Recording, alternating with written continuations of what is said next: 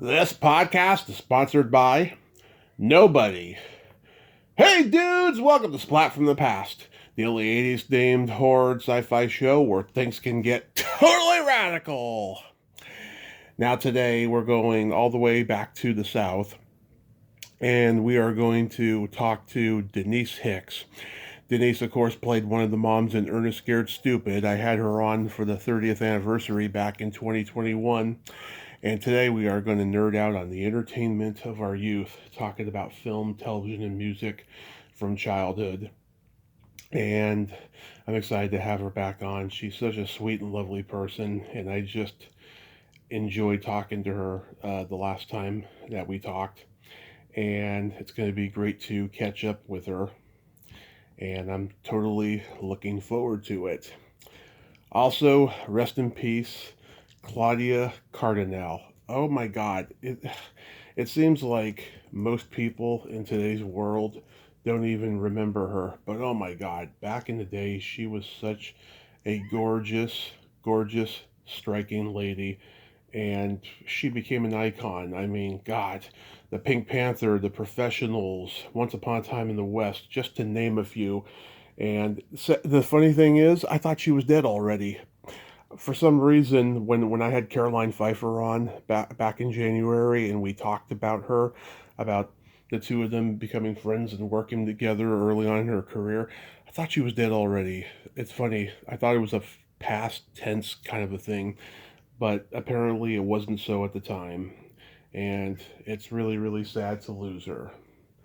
So yeah, here is my new interview with Denice Hicks.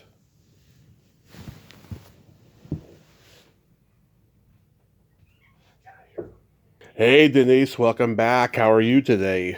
Hey, doing good. How you doing? I am fabulous. I mean, I keep saying this, but despite the world getting crazier and crazier, I cannot complain. Aha, that's because you've been that crazy all along, right? They finally are catching up with you. Exactly, exactly.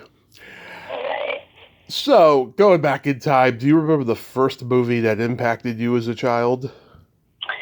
Uh, Has to be The Wizard of Oz, because although the first time I saw it was on a black and white television, and I didn't know that it went to color until we got a color TV many years later. Sorry, I got allergies to that. Yeah, so I think Yeah. it had to be The Wizard of Oz. It had to be, that whole concept of a little girl facing up to her most terrifying fears, Oh and yeah. learning to love and appreciate her home after all. I think I still have a little Dorothy in me. Oh yeah. I mean, that movie, I hear it all the time from people about how much it's impacted them over generations and generations. And the first movie that impacted me as a child has similar themes, and that's Back to the Future. Oh, yeah, sure. Yeah. Yeah, I mean, yeah.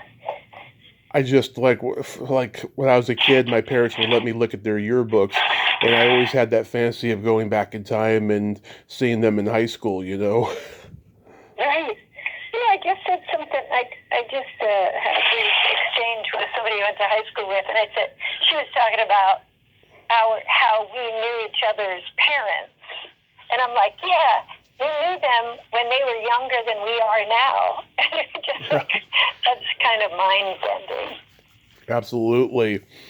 What movie genre did you gravitate towards growing up? Well, westerns. Yep. I just wanted to be a cowboy. That's all I wanted to be. And so from like TV shows like Bonanza and the Big Valley all the way through, every western that was made, I probably got out of that phase in the mid 70s. So everything that was made in the 30s, 40s, 50s, 60s, and 70s, I was into cowboys. Yeah, I can tell because you've been, living in the South for as long as you have.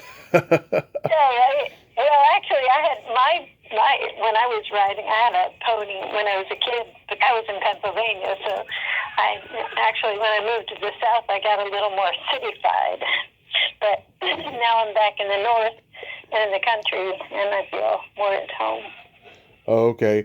Yeah, I mean, God, my dad loves westerns. I mean, we love John Wayne. I'm into stuff like Red River and Three Godfathers, The Searchers, She Wore a Yellow Ribbon, McClintock, Errol Yeah. Errol And Flynn they in Dodge actually like City. Tombstone and Silverado, right? Silverado's great. Yeah. The Gunfighter with Gregory Peck. Yeah. Yeah. And High Noon and those, like, that whole generation, they were great. Yeah, it's funny. Gregory Peck turned down High Noon because he thought it was too similar to The Gunfighter. Yeah, that makes sense. Which is hilarious. Yeah. We Yeah. we recently lost Robert Redford. Were you into his movies? Well, sure. I mean, gosh, The Sting is just still, Oh, you know, that's a masterwork. It really is. yeah. And Sundance and Fish Cassidy and Sundance Kid. My son, I remember when he was younger, like maybe 12 or something, I said, "Oh, you got to see this movie, Butch Cassidy and the Sundance Kid," and he was so mad about the ending. Uh-huh. He's like, "Why did you make me watch that?" I'm like, "Sorry, I think it's a great movie." I know that was the era of bleak endings in new Hollywood movies. You know, Bonnie and Clyde, the same thing. Same thing. Yep. You spend the whole 2 hours with them, and then they're gone. Yeah. And God, he was just so damn talented. It's really, really sad. I thought he was going to be one of those guys that was going to be around forever, you know? Right. But I know. And then actually, to tell you the truth, I thought he was older. I thought he was in his 90s, so that he was only 89. Yeah, I did think he'd be around a while. Yeah. He's doing good, you know, but he's left a legacy, and I think set an example for so many people that he really made a difference, and hopefully, you know, that the differences then will live on. And of course, his Sundance Film Festival as well. Yeah, exactly. And do you know anything about, are they going to continue it? And I have no idea. It's probably too early to tell. right, but I imagine he probably had some kind of designation worked out, you know? Yeah, probably. And you know, that's the thing about something like that. Like if your mission statement, if your principles, you know, your Constitution is really clear, it can definitely, an institution like that can outlive everybody, and not, you know, and still maintain its identity. Yeah.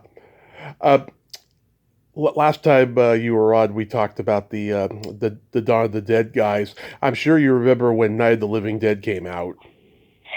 Well, no, I don't actually. I was too young for.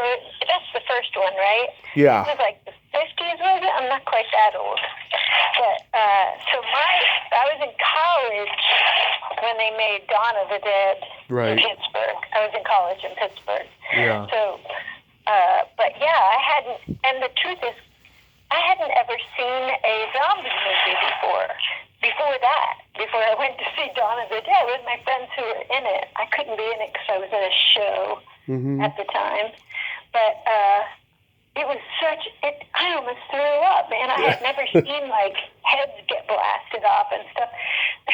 But I guess I'd lived a pretty sheltered and, you know, sunshiny life. So that I'm watching this freaking zombie movie. I couldn't believe it. Yeah, I mean... That was the first one I saw. I didn't see Night of the Living Dead until after that. Yeah, it changed horror, and it sidelined it for about 5 years after that because no one could follow that for a long time. All these horror movies that came after it were like Charles Manson cult-like hippie stories, like I Drink Your Blood and Blood Sabbath. And then next thing you know, The Exorcist and Texas Chainsaw Massacre comes out back to back, and then that changes the horror genre forever, both of them, supernatural and slasher. Right. Yeah, no kidding. The Exorcist came out at a time when I was really, you know, a teenager, I guess. What year was that? Which one, The Exorcist? That was 70. That was 73. Yeah. The book had been floating around our house, and I remember my mother saying, "Don't read that." So I was 13 in '73, and just the commercials for that movie terrified me. Just the sounds. Oh yeah. It was.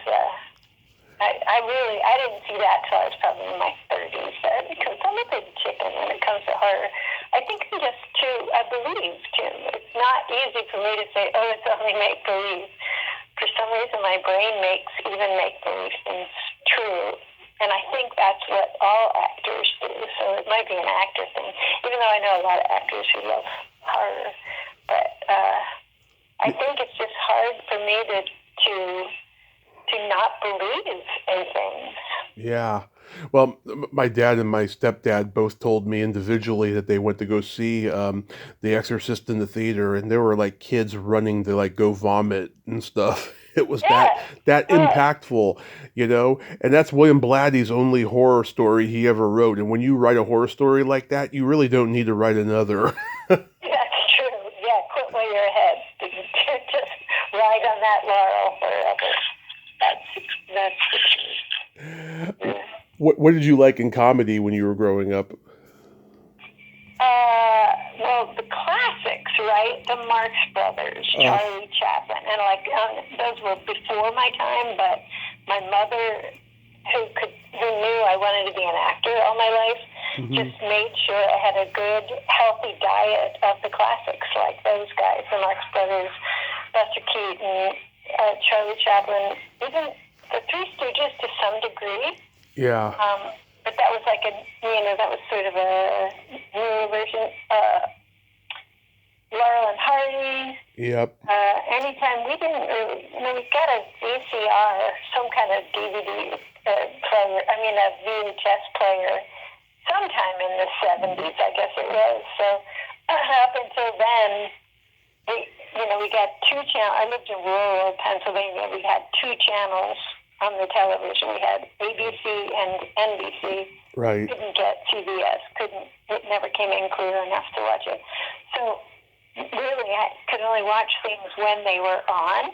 Yeah. And but my mom always made sure that here's the Marx Brothers. You got to watch their timing and watch how they interact and watch how spontaneous they are. And it really truly shaped, I think, when I either am acting or directing a comedy.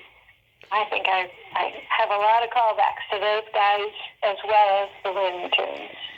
Bugs Bunny's timing is. Yeah. Oh, yeah. I mean, you got to. It's part of the American lexicon to be doing callbacks of those guys. I know, but I don't think it's still being taught. I really do think it's sort of fading away, which is sad to me. And humor nowadays is really different. It's what was hysterical to people, even in the 70s. It's just not that funny to people anymore. And what's funny now would have just been, outlawed back then. There's so much. So, we used to, there used to be a line of where you can and you can't use profanity. And that seems to be completely blurred now. People say WTF all the time, whether or not they even are thinking about what they're saying. But yeah. Oh my God. Yeah, it's crazy. Yeah. I'm a huge. I wonder, if somebody were to watch a Peter Sellers movie, one of the Pink Panther movies, if somebody under, 20 were to watch that now, would they think it was funny? Would they get it? I don't know. I don't know. I think it's subjective. Humor in general is subjective. Some people get whatever, and other people don't.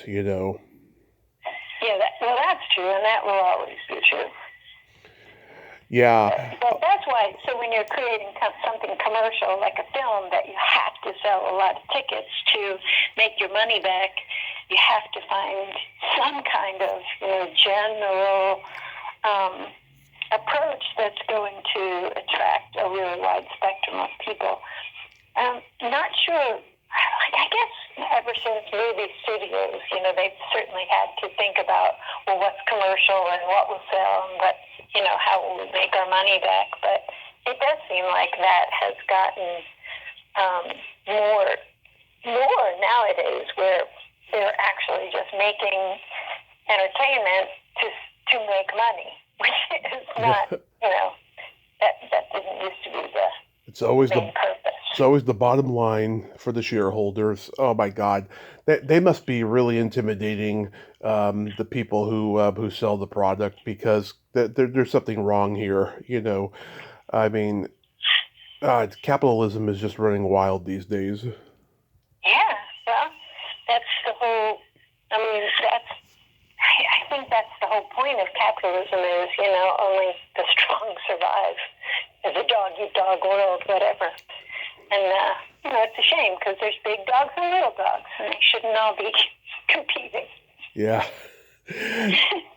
Did you like the Pink Panther movies? I did.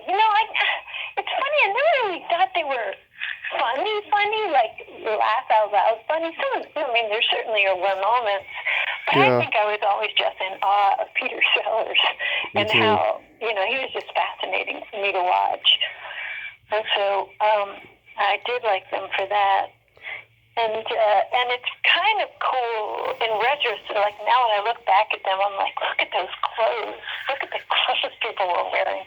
They're really, pretty interesting. And I don't know why they always just had,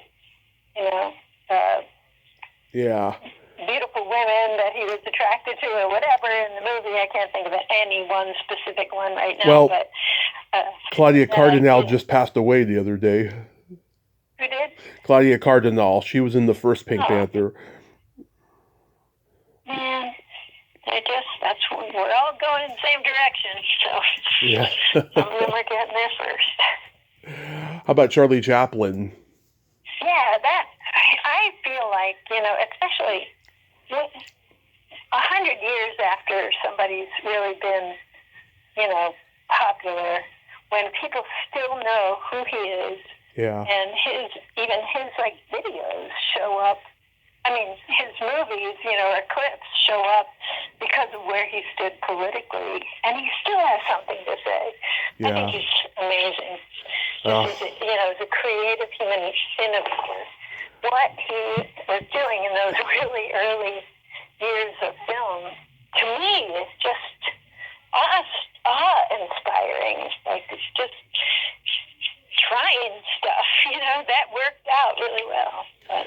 Yeah, because in the last few years he was alive, he licensed his image to be used in commercials. I think that was a big contributor to his longevity, because I think he felt forgotten by that point. And then, of course, he got the honorary Oscar because Jerry Lewis, Dick Van Dyke, and Carl Reiner really pushed the Academy to give it to him before he died. Oh, well, good for them. Yeah. He did it. I mean, how I first became aware of him when I was like 3.5. My parents took me to the drive-in, and there was Bagley's Cookies, and they had him for like a mascot, Charlie Chaplin. Oh, yeah. And there was there was this like big stand-up cardboard poster of him at the snack bar at the drive-in, and I remember saying to my mom, and we went to the snack bar to complain about something, and I was like, hey mommy, I want a cookie just like that man has, and she's like, you don't get a cookie, I'm mad. So did you hold it against Charlie all these years? Oh no, because about 2 years later, when TNT was launched, I was watching all his movie festivals all the time. Right. Cookie guy. I still love Charlie Chaplin. I watched City Lights recently. Oh my God, it still holds up. Just the way it was shot, and that last shot of him, just with that smile on his face, it was very compelling. Back then they didn't have the end credits in movies, and that's the last thing you see before the movie's over. Yeah, that makes me want to watch it again. It's been a few years. Yeah, it's probably on YouTube or something, if you don't have a copy of it. Modern Times is my favorite. That was the last time he ever played the Tramp, and then a couple years later he played Hitler in The Great Dictator. Right, right. That's my least favorite one. Yeah, it's wordy, isn't it? Yeah, because that was his first talkie. Yeah, and he took full advantage. Yeah. Yeah, they are great. They're classics for a reason because just so many such creative choices, such smart choices, such clear choices. It's like art is making choices, and that is great art. Did you have any movie star crushes? Like, oh gosh, sure. Let's see. Movie star. Well, Paul Newman, pretty much my entire life, Mm-hmm. and Cool Hand Luke is still one of my very favorite movies. Yeah, mine too. I love that movie. Eden, of course, Jeannie. She was just like the most beautiful thing I'd ever seen. Oh, I didn't even know you liked girls. I love that.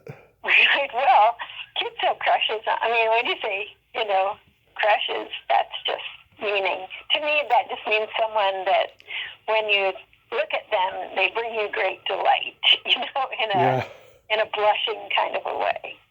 So I have crushes all over, everywhere I go. It doesn't mean I actually want those people. But they're just people that I'd be really happy when I see them, working in the grocery store or with the guy that runs our city dump. It's very easy for me to develop crushes on people. I could just fall in love with so many different people, and sometimes it gets me in trouble because sometimes I try to act on it, and ask them out, and it can be awkward, Yeah. And but Yeah, a crush means you don't act on it. It just means you just have that feeling. That's what I think. I've gotten better at it though, as I've gotten older. But like when I was younger, God, I asked out every girl in high school, and I got a reputation for being desperate. Aww. Yeah. Oh, you should have gotten a reputation for just speaking your mind. Oh, I got that later. That became my next one.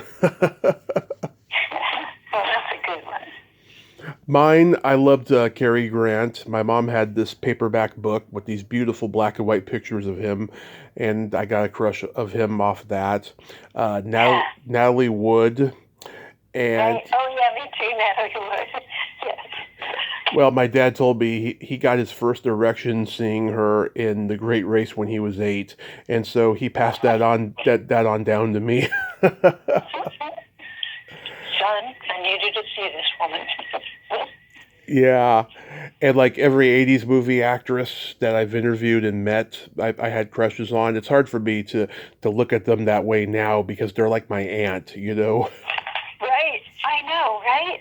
Yeah. Yeah, they never age, do they? No. Thinking of crushes. Oh.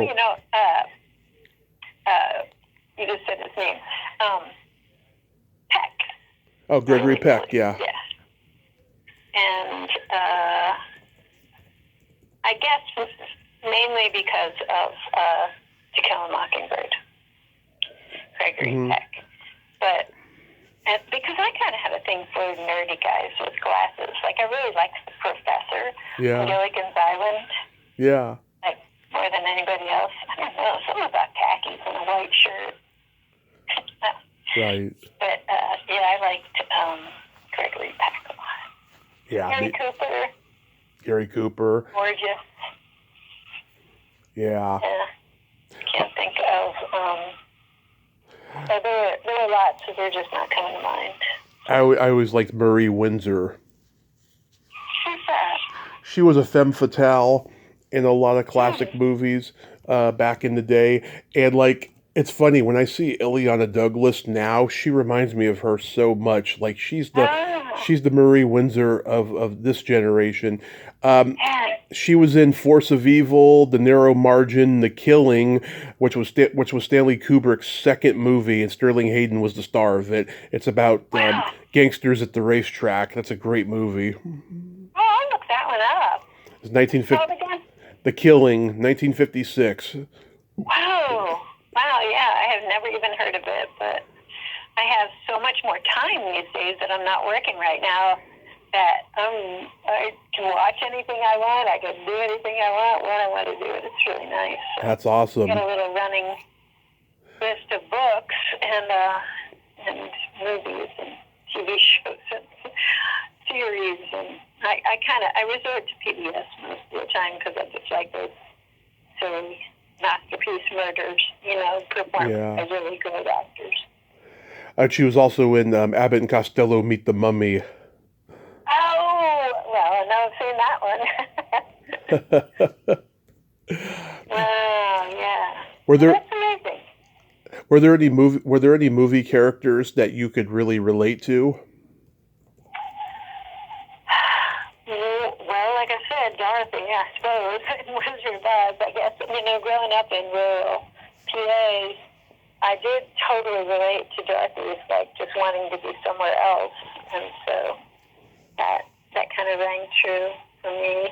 And I moved over the rainbow to Nashville, Tennessee to decide. Movie characters. This is kind of a long stretch, but the movie Straw Dogs. Oh yeah. Really got to me because it helped me think. You just don't know what you're capable of doing until you have to do it, or until you're in that situation. Oh yeah. And so I felt like for some reason I related totally to what they were going through, to Dustin Hoffman especially, and it was like, whoa. Because also as an actor, I had to be capable of doing anything the character or the play requires. So to let maybe characters have a certain personal influence on me, or to be open to the concept of like, yeah, could I do that? Yeah, I could. Or, not personally and in reality, but theoretically. Yeah, he's fighting back because he's a veteran. Yeah. And, and there's a certain level of chivalry in there, too, I felt like. Even though then he turns into the kind of, scary guy. Oh, yeah. And for me, like Peter Sellers and being there, because he's like autistic spectrum and I am too. And like, I could say the most simple things and influence people a lot of the time. That's a character. Just by being honest. Yeah. It's just, that's a character I've always related to. And also James Spader in Sex, Lies, and Videotape, because he's a voyeur and I'm a voyeur. Yeah. Oh, that's so interesting. And two really different characters then that come together inside you. That's really cool. I read the book Being There. I was on a little bit of a Kaczynski kick at the time, and I read Being There before I saw the movie, and that is one of the very, very rare films where the movie is as good as the book.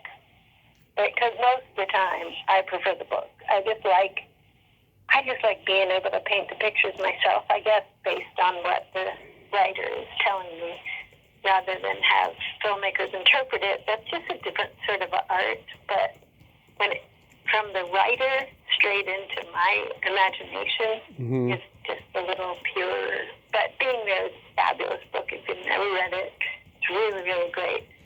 And but I felt like that movie was really, really well done too. I guess Peter Sellers on some level related to that character well enough that he could just drop all the way in there and be so believable. Yeah. So do you think the book is better than the movie? I feel like they honored the book so well when they made the movie that they are equal.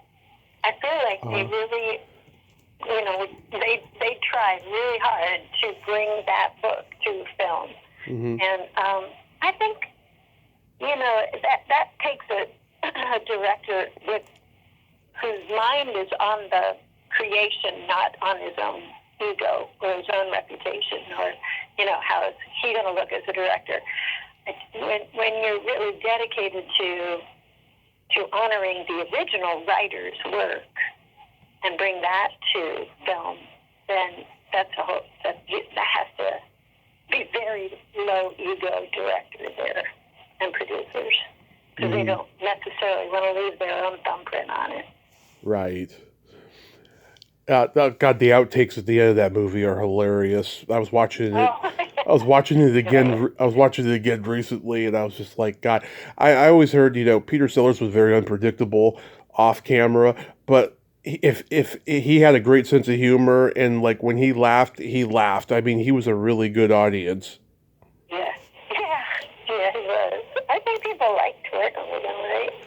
They did when he wasn't too nuts, because when he was too nuts, he was just unbearable. He had a temper. He would be late. Just everything. Oh, yeah. Dang. Yeah. It's always such a disappointment. I mean, of all the things you can be on time. Mm-hmm. Be kind. Be on time. Be responsible.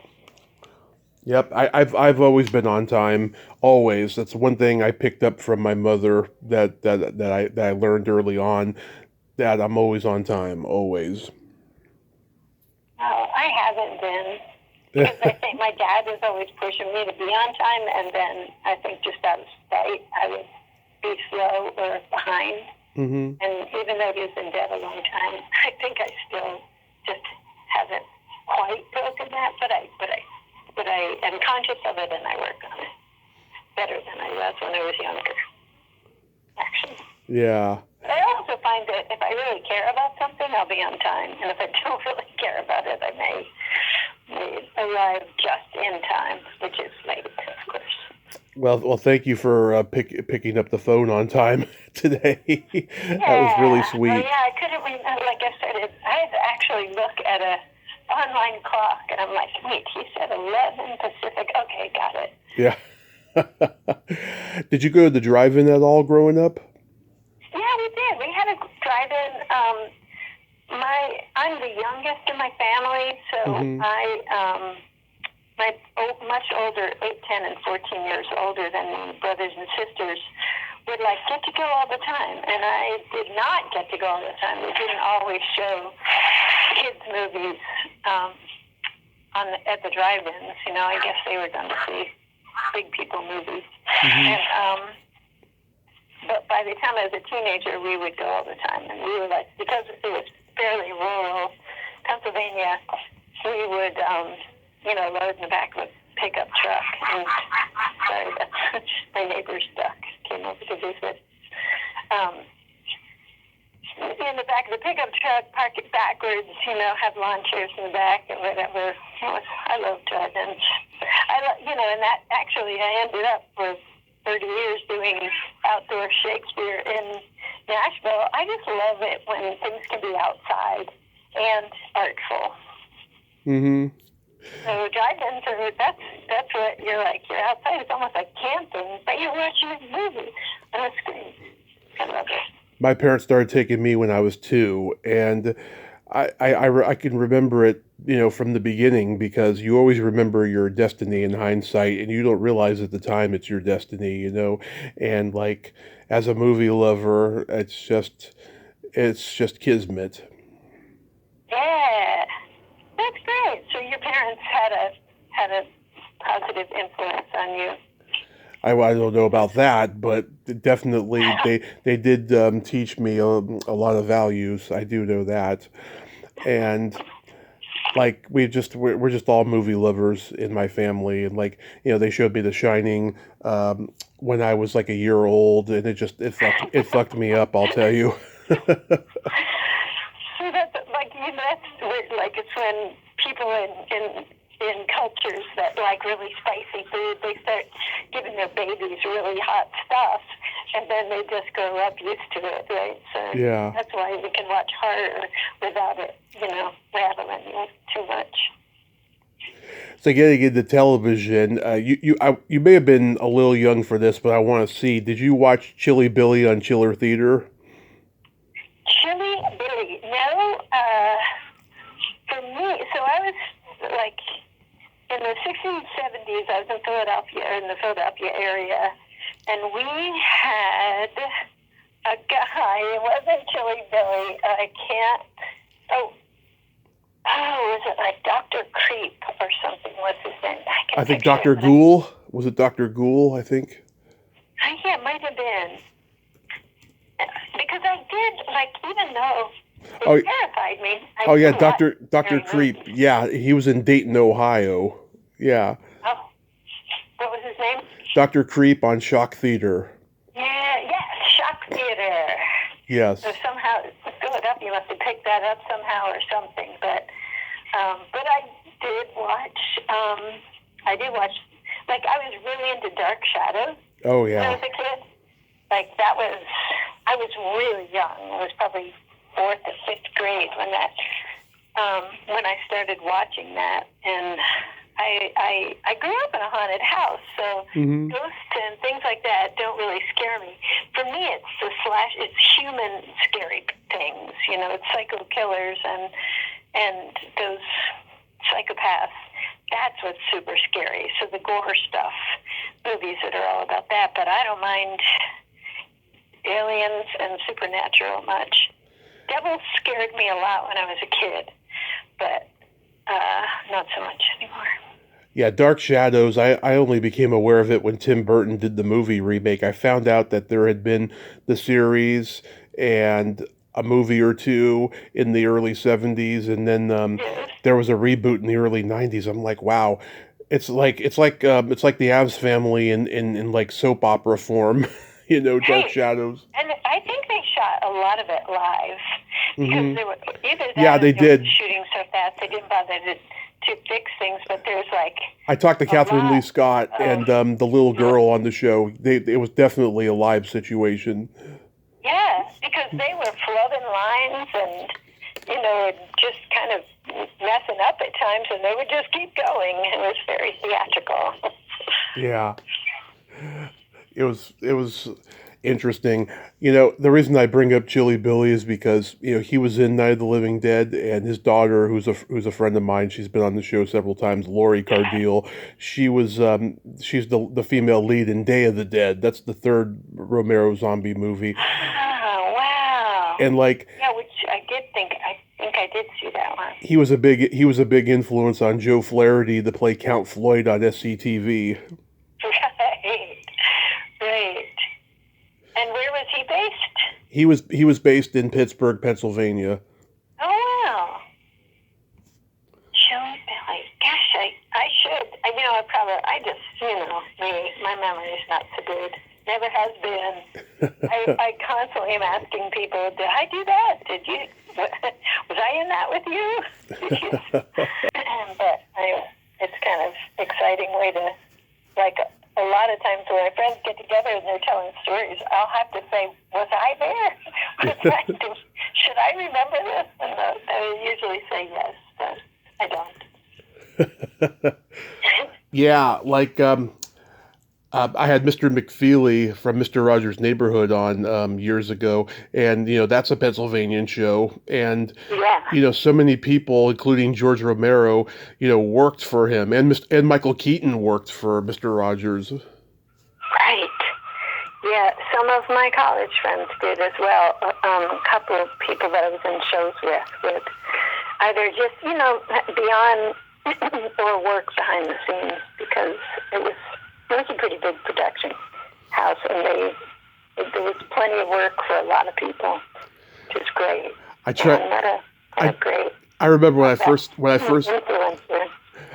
started the podcast, I tried to get Betty Aberlin to come on, and she was tired of talking about Mr. Rogers. I was like, no, I want to talk about the Kevin Smith movies that she's done, because here she is, this woman, you know, doing the hand puppet on Mr. Rogers for like 30 years, and then here she is in a couple R-rated movies with a lot of foul language. Like, I wanted to like get inside her head and then maybe even listen to her swear if she's that person in real life, you know? Right. But she couldn't do it. No, it's just she just didn't want to do it. She didn't trust me, and that's okay. But yeah, I mean, God, Mr. Rogers, I mean, the impact that he that he had on the world. And of course, the documentary that came out in the Tom Hanks movie, I thought Tom Hanks did a great job playing him. Yeah, I haven't seen it. I saw the documentary with him, but I didn't see the Tom Hanks movie without him. But so it was good. You liked it? It is. It's really good. He did a great job. Well, I'll put that on the list. Yeah. What TV sitcoms did you watch? Okay. Well, starting like when I was a little child, like all the way back to Bewitched and I Dream of Jeannie, and That Girl, and look at All Women, right? Yeah. The Courtship of Eddie's Father was, and the Diane Carroll show. I can't remember what it's called. You know, I realized. Can't remember. You know, I realized back in those days, if you were a woman playing the lead on television, you were either related or married into the business, or you were just a hired gun. And in the case of like Jeannie, Bewitched, Karen Valentine on Room 222, that's what they were. They were hired guns. And that was just so rare for women to get to play the lead on television in those days. Yeah. That's what Room 222 I always watched. And at that time, people would always say that I looked like Karen Valentine. They're like, you look like Karen Valentine. Has anybody ever told you that? And I'm like, yeah. You're like a lighter Karen Valentine, yes, in terms of skin tone, yeah. Yeah. Isn't that funny? Yeah. Well, that was a good one. I think, sitcoms were fun back then. I didn't watch a ton of TV because I was a country kid and I liked, riding my pony and playing outside. But I did like. I mean, it was such a novelty. Really, TV was still a novelty when I was little. Were you a tomboy growing up? Yeah, very much so. I wanted to be, climbing trees and playing baseball. The kids in my neighborhood tried to get them to let me on the Little League team, but they didn't let girls on yet.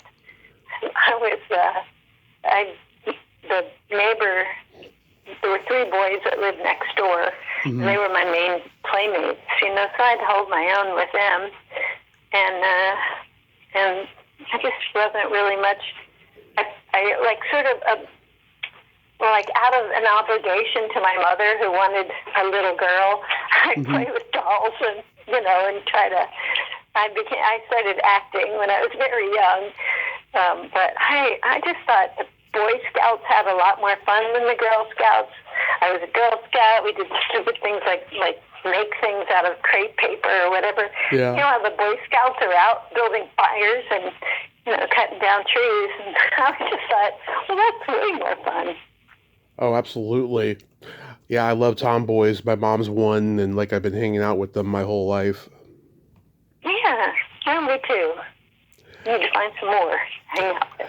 Going back to what you were saying about Jeannie, yeah, it's funny because when they were shooting the pilot, there was an on-set reporter there, illegally being on the set, and he took a picture of her in her costume and her belly button showed, and it shocked the world when that newspaper story came out, and so the network was under pressure to reshoot the pilot without her belly button being shown, and so 2 years later, Nichelle Nichols and Barbara Luna showed theirs on Star Trek, and then after that, Belly Buttons are on TV. See,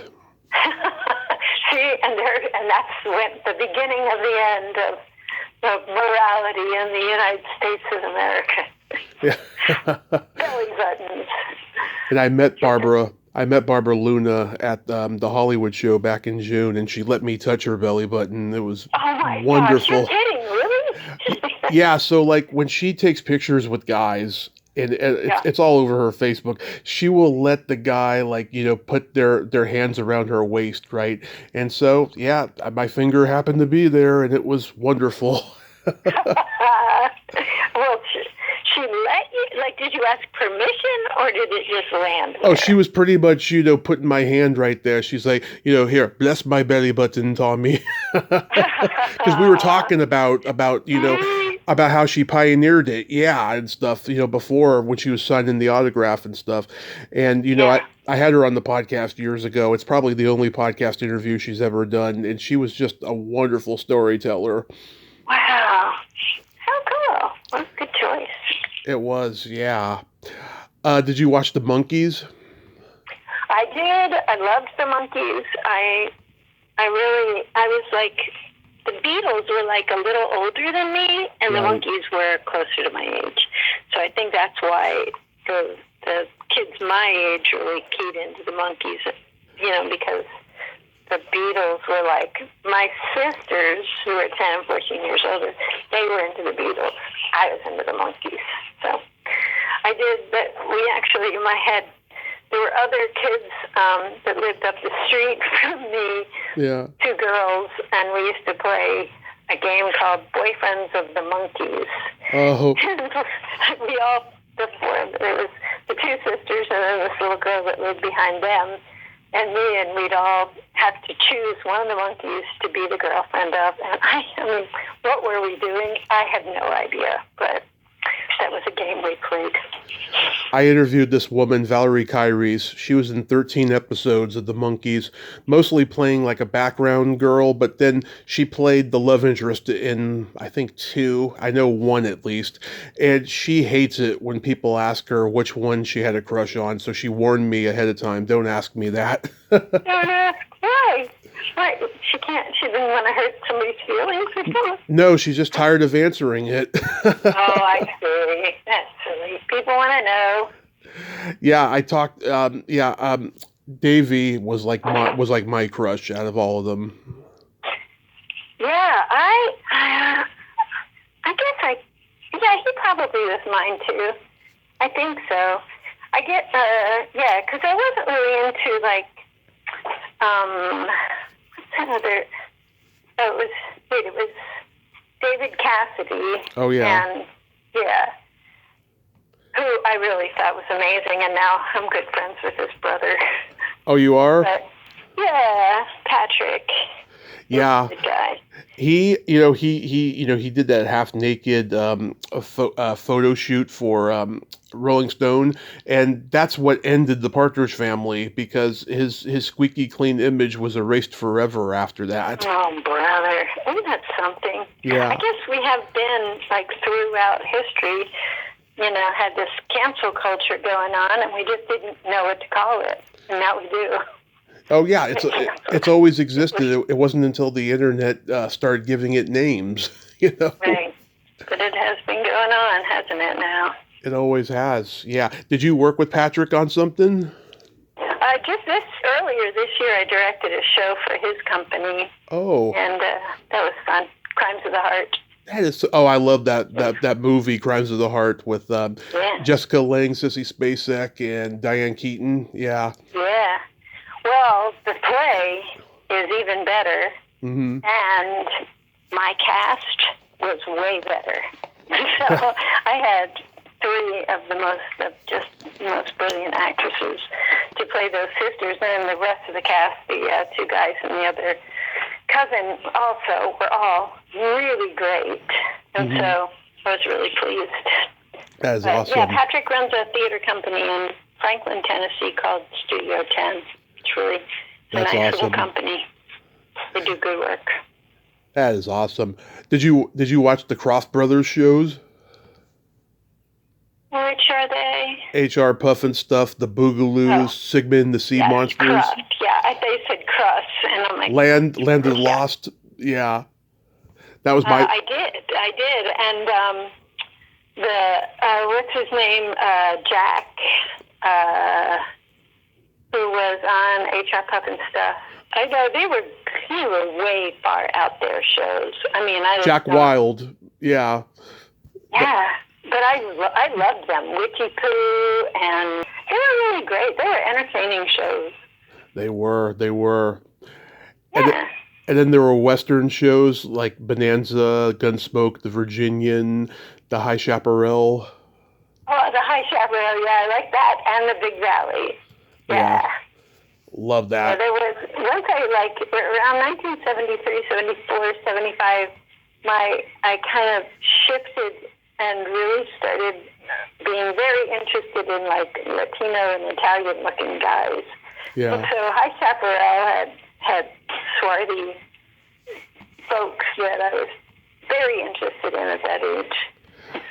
Oh my God. Yeah. Cameron Mitchell, he was a classically trained actor, and his whole career was Westerns and like horror movies where he's like the sheriff. It's funny the trajectory of his career, but he did do some really good quality stuff. I mean, he did a movie where he was a heroin addict called Monkey on My Back, and he was in My Favorite Year, which is one of my favorite comedies ever. You had to have seen that movie. Yes. Oh, yeah, that was great. What's his name? Cameron Mitchell? Cameron Mitchell, yeah, he's the executive boss in My Favorite Year. I see him. Yeah. I just looked him up. Yeah. So getting into music, do you remember the first album you were given or you bought with your own money? My brother, who's older than me, was a great, great big brother. And I remember one Christmas he gave me a little, like a turntable, a record turntable in a little suitcase. Yeah. And the album he gave me was Chicago. I know, it was great. And then he also gave me then he had, because I had that little record player then, he would always get me other records. But Carpenters he gave me, and I can picture it. The Chicago Carpenters. The Transit Authority album, right? The first one? Yeah. It had like a goldish album cover. Yeah. Well, their album covers were actually pretty colorful and artisty, you know? Yeah. Yeah. So that's music-wise, that's what... Were you into country music early on? No, my dad listened to that, so I hated it. But it wasn't... And then, I got cast when I went to Opryland out of college. Yeah. I got cast in the Country Music USA show, so I had to learn to love it real fast. And I did. And I really did love it. And I still appreciate it quite a bit. Mm-hmm. So, and I really even like the new direction of country, that it does rock more some, and they have introduced different than 3 chords. But, yeah. The best songwriters can still break your heart with those 3 chords. Yeah. Were you into Todd Rundgren or Hall & Oates? Those guys are from Pennsylvania. Yeah, Todd Rundgren, like my best friend that I grew up with, I was always into Todd Rundgren, and I was like I was more of a Jim Croce, as far as... Oh, yeah, he's from Pennsylvania. I forgot that. Yeah, exactly. The local guys. And, I was so heartbroken when Jim Croce died. I couldn't believe it.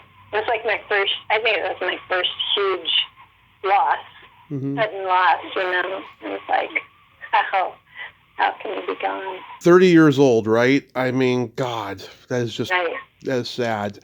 Yeah, I saw Todd Rundgren live by accident. I was walking by the venue. I knew he was playing. I had just gotten done with dinner. I was just like, God, I wish I could go see that show. And then the guy who was working there, I knew him, and he offered to, comp me to come in and see it. And I did, and I was like, God, this guy is a showman. He can rock in this little theater venue. Yeah, I think guitar players especially really appreciate him. Yeah, he's a great guitarist, very underrated. I don't think he shows up on the list of the great guitarists, but yeah, a lot of guitarists respect him. I know that. Yeah, well, that was a lucky break. Man, I love that when things like that happen. Yeah. I went to see John Prine in concert at the Ryman Auditorium in Nashville, and much to my surprise, Leon Redbone was the opening act, and I had never seen him live, and I was so thrilled. I was like, I had no idea I was going to see both of them in one night. The Mr. Belvedere guy, Leon Redbone. He did the theme song to that show. Yeah, I mean, my dad had a rock band when I was a kid, and like he had everything on vinyl: Beatles, Beach Boys, Stones, Carole King's Tapestry, everything. There's nothing like that stinky, musky smell of vinyl. It's intoxicating. Isn't that the truth? I know. I'm glad it's surprising. I never thought it would come back, but it really has surprised me that it's popular again. It's funny, artists are having trouble making money, with the streaming and everything, but it's like, how much is the vinyl selling, and can they give that towards the artists? Yeah, right. I know. I don't know, actually. I don't know whether or not people are making better money than they were. I know that, the streaming, Spotify and those really took away from their income, from a lot of songwriters' income anyway. Unfortunately, yeah. What was your first concert? Again, my excellent, wonderful big brother took me and a couple of friends to see Seals and Crofts in Philadelphia. They were really, really popular at the time, and I hadn't even heard of them before he went. He's like, "No, you're going to love it. I'm taking you all to see this." So, and it was great. It was a really, really great concert. Those guys were they were so gentle, and their music was so lovely, and their message was really important. I saw the Monkees when I was 14. Michael was the only one who wasn't there, and they played at Candlestick Park before a Giants game, and they drove off the field in a Cadillac. That's amazing. Did Mike just stop performing with them, or was he just out there? He was back in the group. He was on their short-lived Revival TV show at that time, and he was on the new album, but for some reason he wasn't there that night. Wow. Yeah, that would be fun. Concerts, it's something, like, I just never really had a lot of money ever in my whole life, so concerts were a thing that I didn't get to go too much. I've been to some great concerts. Somebody else's entertainment. I've seen Aerosmith, Rush, Night Ranger, REO Speedwagon, lots of great bands, Van Halen, Scorpions.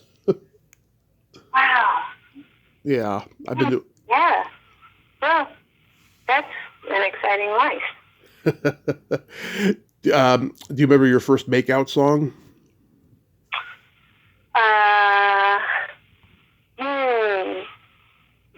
So when I was in 9th grade, I guess it was, my best friend at the time had a great basement, like a rec room in the basement, and we used to have dances down there.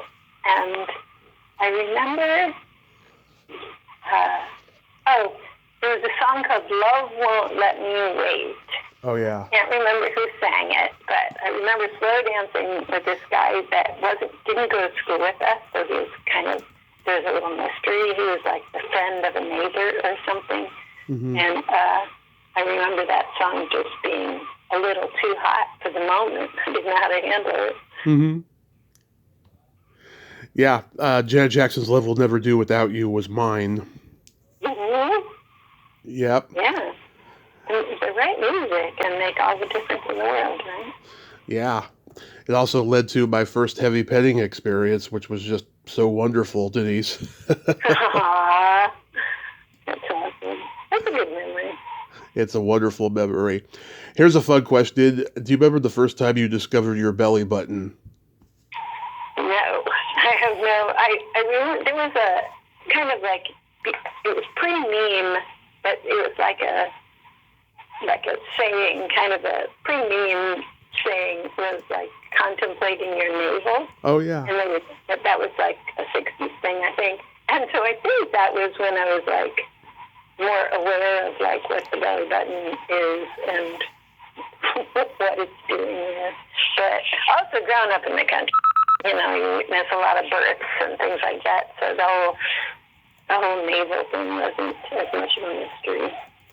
Yeah, I mean, I was probably about 6. Me and the boys used to compare them, and I had a girlfriend who had this adorable little Audi that she used to let me thump it and poke it and everything. Have you ever dated a guy with an Audi?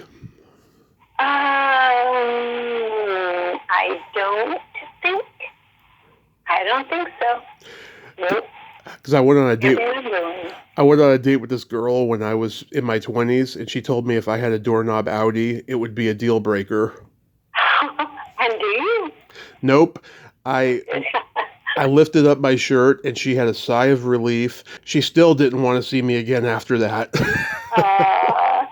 Man, you just got to be you, and the right people will come along and appreciate you for who you are. Just be you. Exactly. So do you have anything upcoming you can mention? I don't actually. I am just taking it easy right now and reassessing, and I have written on my blackboard, relax. It's today. So I'm just really observing all this beautiful rural Delaware scenery and hanging out with my dogs and cats. And I don't know, I have to see what I want to do next, and I'll start in that direction. But in the meantime, I'm just taking it easy. That is wonderful. That is so wonderful. Yeah. Well, I just, my revelation was at the end of people's life, the one thing, and I heard my dad say it, and I heard my partner say it, I heard my mom say it, I wish I had more time.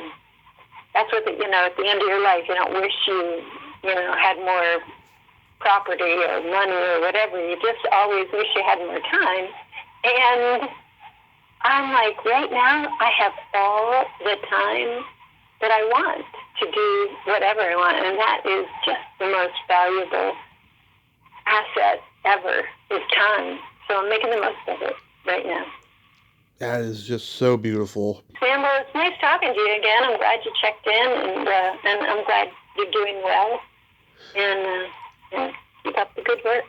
Absolutely, Denise. Thank you so much for coming back on and nerding out with me today. And maybe we could talk again unrecorded sometime. And until then, just, keep being the wonderful person that you are and be safe out there. Likewise. Talk to you soon. Talk to you soon. Bye-bye. Bye. Well, there you have it. Denice Hicks, ain't she a sweetheart? Oh my God.